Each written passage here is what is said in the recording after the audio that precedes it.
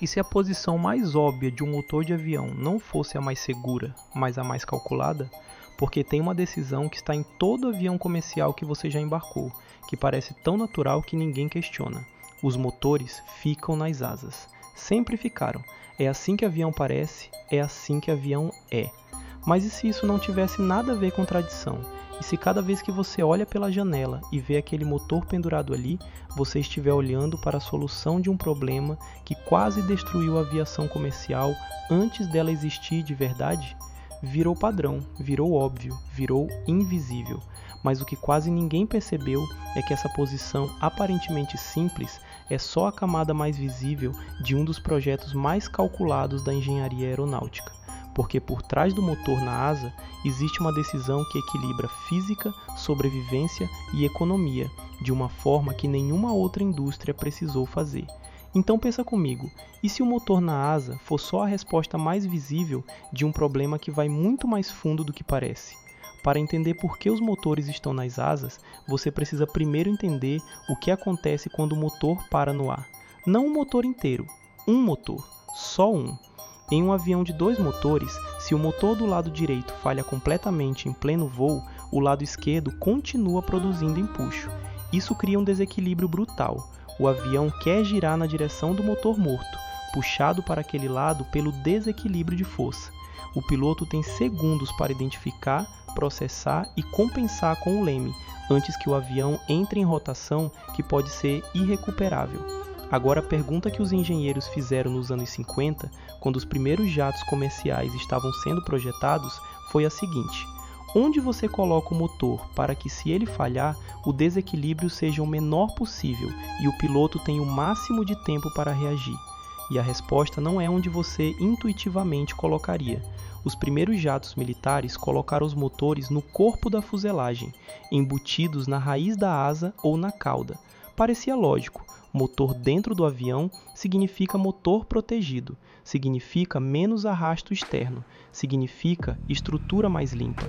O de Havilland Comet, o primeiro avião a jato comercial da história, lançado em 1952, usou exatamente esse conceito. 4 motores embutidos na raiz das asas, completamente integrados à estrutura. Era elegante, era aerodinamicamente eficiente, era o futuro da aviação. Em 2 anos, 3 Comet se desintegraram no ar. A investigação foi uma das mais complexas da história da aviação até aquele momento. Mergulhadores recuperaram fragmentos do fundo do Mediterrâneo. Engenheiros reconstruíram pedaços de avião em hangares. E o que encontraram mudou completamente a forma como aviões comerciais seriam projetados para sempre. Mas a posição dos motores não foi o problema do Comet. O problema foi fadiga de metal ao redor das janelas, algo que ninguém havia calculado corretamente ainda. O que o Comet ensinou de forma indireta foi algo mais sutil. Quando o motor está embutido na estrutura da asa ou da fuselagem e algo dá errado, seja fogo, seja fragmentos de turbina em alta velocidade, seja vazamento de combustível, o problema está dentro do avião. Não existe separação entre a falha e a estrutura que mantém tudo no ar. Foi esse raciocínio que levou um engenheiro da Boeing a propor algo que seus próprios colegas consideraram absurdo. Ben Cohn era engenheiro de estruturas na Boeing em meados dos anos 50, trabalhando no projeto do que se tornaria o 707, o avião que definiria a aviação comercial por décadas. Cohn propôs colocar os motores fora da asa, não embutidos, não integrados, pendurados em estruturas separadas chamadas de pylons, posicionados à frente e abaixo da borda de ataque da asa. Os argumentos contra eram óbvios. Motor pendurado para fora cria arrasto, cria vibração, muda completamente a aerodinâmica da asa, adiciona peso em pontos que a estrutura não foi projetada para suportar, e visualmente parecia gambiarra, não engenharia. Cohn tinha um argumento que ninguém conseguiu refutar. Se o motor falhar catastroficamente, se as pás da turbina se soltarem em alta velocidade e virarem projéteis, se o combustível vazar e pegar fogo, o motor vai se separar do avião. Não vai destruir a asa por dentro, vai cair. E o avião, sem aquele motor, mas com a estrutura intacta, ainda pode voar. Era a diferença entre uma falha que você sobrevive e uma falha que não deixa tempo para tentar nada. A Boeing aceitou a proposta, e o 707 voou com motores pendurados nas asas em pylons, inclinados levemente para a frente. Mas aqui está onde a história fica mais interessante, porque a posição dos motores nas asas resolve mais de um problema ao mesmo tempo. E o segundo problema que ela resolve é o que transforma essa decisão de segurança em algo muito mais profundo. Se você está gostando, se inscreve no Mega Engenharia agora. Um clique e a gente continua. Fim da pausa. Uma asa de avião em voo está sob tensão constante. O peso do avião puxa a fuselagem para baixo. O ar empurrando sob as asas cria sustentação que puxa as pontas das asas para cima. O resultado é que as asas de um avião comercial em cruzeiro estão dobradas para cima vários metros em relação à posição em que ficam quando o avião está no chão. Esse dobramento constante, repetido em cada voo por décadas, acumula fadiga no metal. Cada ciclo de pressurização, cada variação de temperatura entre o solo tropical e os 55 graus negativos a 10.000 metros de altitude, cada rajada de turbulência contribui para esse processo. Os engenheiros chamam isso de fadiga de ciclo e é um dos principais limitadores da vida útil de um avião. Agora pensa no que acontece quando você coloca um motor pesado pendurado na frente da asa, levemente abaixo e à frente do centro de sustentação. O peso do motor puxa a ponta da asa para baixo. A sustentação que a asa gera tenta puxar a ponta para cima. Em condições de cruzeiro, essas duas forças parcialmente se cancelam. O resultado é que a asa dobra menos, sofre menos tensão em cada voo, acumula menos fadiga ao longo da vida útil do avião. Os motores pendurados nas asas não são apenas um sistema de propulsão, são contrapesos estruturais que aumentam a vida útil da estrutura principal do avião. Uma decisão de segurança virou uma decisão de economia. O mesmo motor, na mesma posição, resolve dois problemas completamente diferentes ao mesmo tempo. Mas existe um terceiro problema que essa posição resolve, e esse é o mais contraintuitivo de todos. Quando o motor para de funcionar em voo, o problema imediato não é a falta de empuxo, é o arrasto.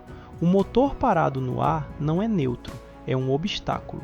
O ar que antes entrava e era acelerado para trás, agora encontra uma turbina parada e cria resistência. Um motor com falha, dependendo do tipo e da posição, pode criar tanto arrasto quanto uma parede. Em um avião com motores na fuselagem ou na cauda, esse arrasto fica concentrado no centro do avião, próximo ao eixo longitudinal. O desequilíbrio que ele cria é complexo, afeta múltiplos sistemas de controle ao mesmo tempo e é mais difícil de compensar.